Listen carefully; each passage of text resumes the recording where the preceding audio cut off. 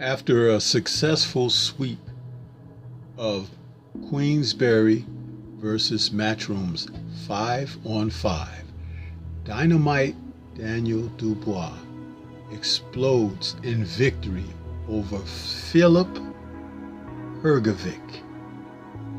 Let's talk about this fight and what may be next for Dubois.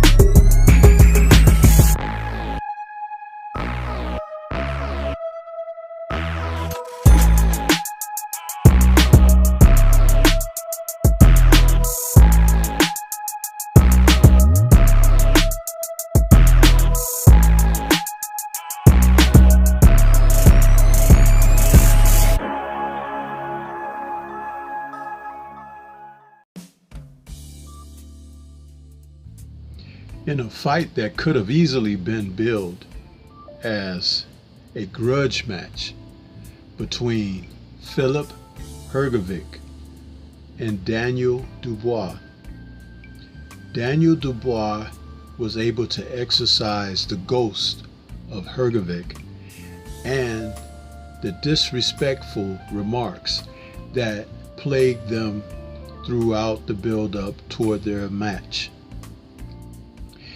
These two men have a history of having worked together in the gyms earlier in their careers, and Hrgovic, who is a few years older than Dubois, made certain to make sure that he told the people, the press, that Dubois had been pretty much handled by himself as they look toward this bout.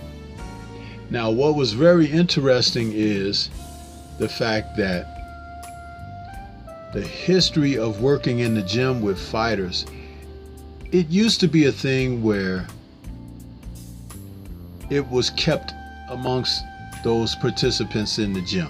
In other words, what happens in the gym stays in the gym. But on Saturday, June 1st, on the 5 versus 5 card, Daniel Dubois came out fierce and ready to go after Philippe, but he also took some heavy shots from Hrgovic as he waged into battle. I had given the first 2 rounds of this fight to Hrgovic easily, because as he threw his right hand, he seemingly couldn't miss all fight long.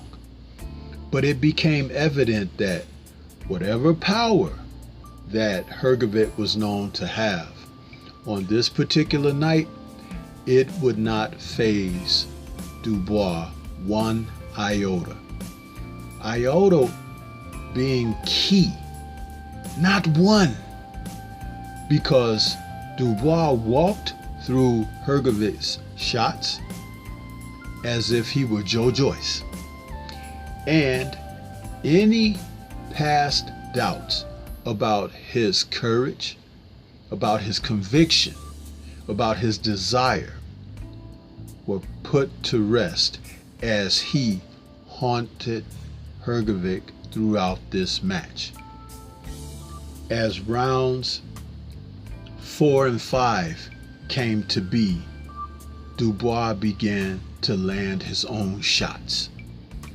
And because he's a strong fighter, Hrgovic's face wasn't up to handling the damage. The wear and tear was beginning to show. And I believe that Dubois relished the pounding that he was giving Hrgovic, because though after round 3, Hrgovic was heaving like he had done absolutely no road work in preparation for this fight, Dubois refused to go to his body. He seemingly wanted to pummel Hrgovic upside his head and right smack into his face. You could tell that this was more than just a boxing match for Daniel Dubois, and he fought like it.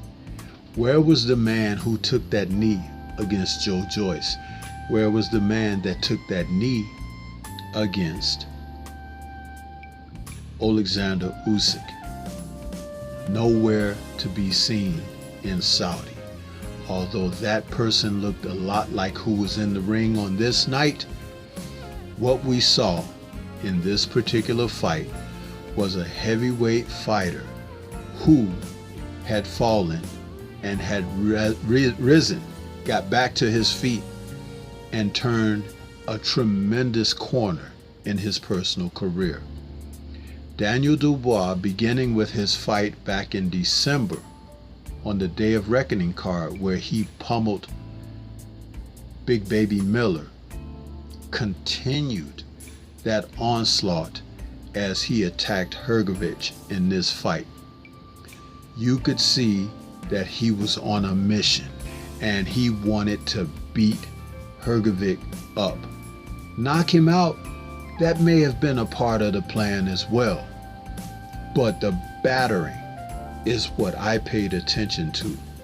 And I'm going to tell you something, just like I said in my first breakdown video of this fight. Hrgovic should have lost the decision to Zhilei Zhang, who had him on the canvas a couple of times. And it gave him a little bit of false bravado and false hope that he came out with that decision of a fight that I didn't feel he won. On this night, Dubois would leave no answers. There was concern early because he was taking so many flush, clean right hands, but it was almost as if he felt nothing because he never buckled from those right hands. He never wavered in the breeze. He just walked through and kept coming until he began to land his shots. And that's when Hrgovic began to show signs of resignation.